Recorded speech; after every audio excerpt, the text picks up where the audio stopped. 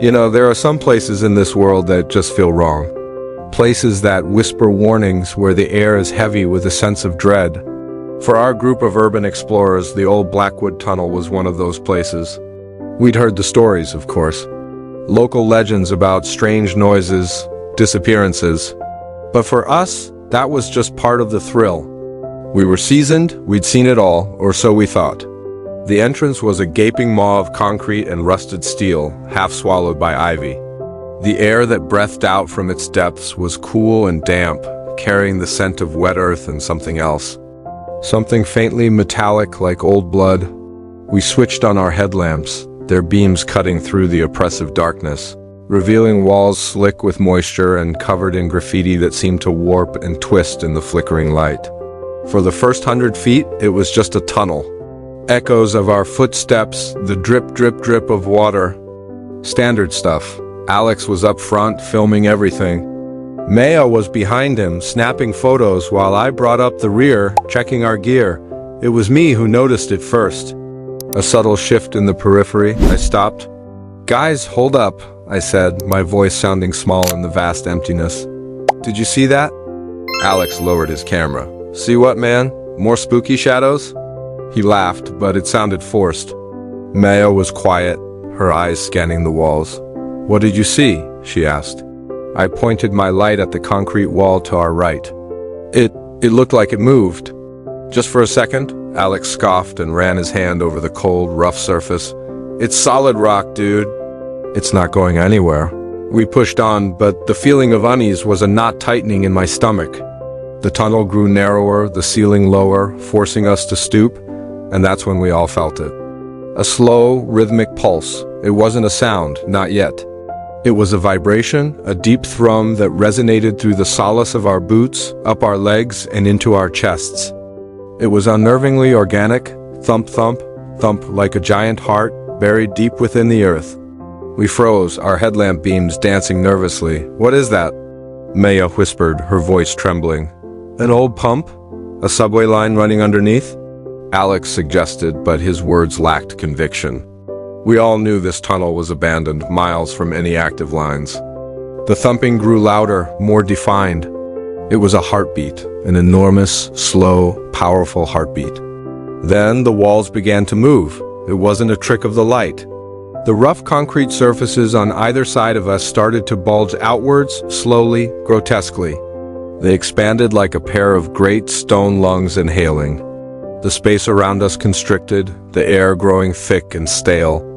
We could see the cracks in the concrete widen and then narrow as the walls pulsed. Inhale, exhale. The sound was no longer just a vibration.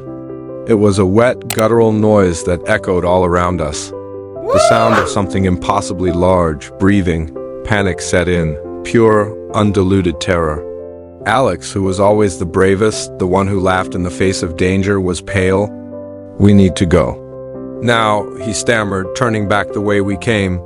But as we turned, the tunnel behind us seemed to stretch, the entrance a distant pinprick of light that was rapidly shrinking. It felt like we were in the throat of some colossal creature. We started to run, stumbling over loose debris, our breaths coming in ragged gasps that were drowned out by the deafening heartbeat and the slick, fleshy sound of the moving walls. The air was getting thin, heavy, my lungs burned. It was hard to breathe, as if the tunnel itself was sucking the oxygen right out of the air. Maya screamed. I whipped my head around to see her pointing her camera at the wall. In the harsh glare of her light, the graffiti wasn't just paint anymore. It looked like veins. Thick, dark veins pulsing in time with the heartbeat, snaking across the concrete skin. The walls weren't just moving, they felt alive. We ran harder, our only thought to escape this living tomb. The tunnel ahead began to narrow rapidly. The rhythmic expansion and contraction became more violent. The walls would swell, almost touching, before receding with a wet, slurping sound. We had to time our movements, scrambling through the gaps when they opened. Alex was in the lead. He was faster, more agile. He squeezed through a particularly narrow gap, turning to shout encouragement at us. "Come on, we're almost there." His voice was swallowed by the next great inhalation of the tunnel. The walls swelled inwards with a horrifying speed. Maya and I were still a few feet back. We watched in horror as the gap Alex had just passed through didn't reopen. The concrete pressed together with a sickening, grinding crunch. Alex was gone. There was no scream, no sound at all, just the final, wet seal of the walls coming together. It was as if he had never been there. The tunnel had just swallowed him. Maya let out a choked sob. We were trapped. The wall in front of us was now a solid, seamless surface, pulsing faintly. The tunnel hadn't just blocked our path. It had consumed it, and it had consumed our friend. The heartbeat continued its relentless rhythm, a funeral drum in the suffocating darkness. The walls behind us began to close in, the space shrinking with every breath the tunnel took. There was nowhere to run. We were inside something ancient and hungry. We could feel its life force all around us in the vibrating floor, the pulsing walls, the very air we struggled to breathe. We were just two small morsels, waiting to be digested in the belly of the earth. The light from my headlamp flickered, casting long, dancing shadows that looked like grasping fingers.